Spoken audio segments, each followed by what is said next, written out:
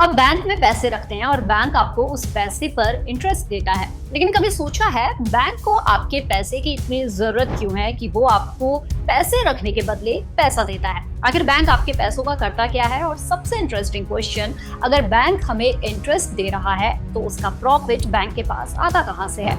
आज simple language में समझते हैं बैंक के बिजनेस का ये पूरा प्रोसेस। सबसे पहले एक सिंपल कॉन्सेप्ट समझिए। बैंक के लिए पैसा भी एक तरह का रिसोर्स है। जब आप अपना पैसा सेविंग्स अकाउंट या एफडी में रखते हैं तो टेक्निकली आप बैंक को फंड्स प्रोवाइड कर रहे होते हैं। बैंक इन डिपॉजिट्स पर एप्लीकेबल इंटरेस्ट रेट के हिसाब से आपको इंटरेस्ट पे करता है।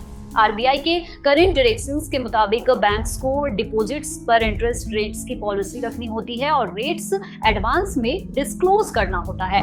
अब सवाल है, बैंक को ये पैसा चाहिए क्यों? क्योंकि बैंक इस मनी को फाइनेंशियल सिस्टम में यूज करता है, लोन्स और अदर इन्वेस्टमेंट्स के थ्रू।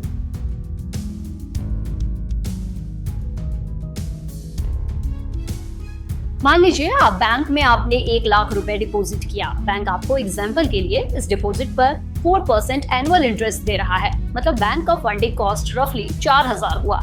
अब बैंक इसी फंडिंग और अपने दूसरे सोर्सेस ऑफ फंड्स का यूज करके बोरोवर्स को लोन्स देता है, जैसे home loan, car loan, personal loan या बिजनेस लोन।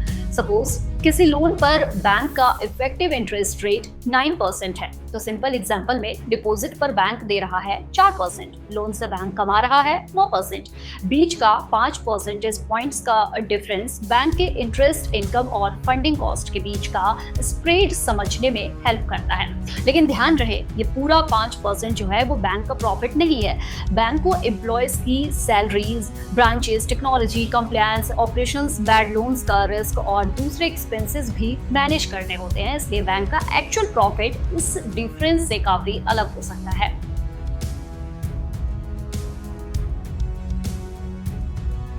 अब असली क्वेश्चन पर आते हैं, बैंक सिंपली आपका पैसा फ्री में क्यों नहीं रख लेता?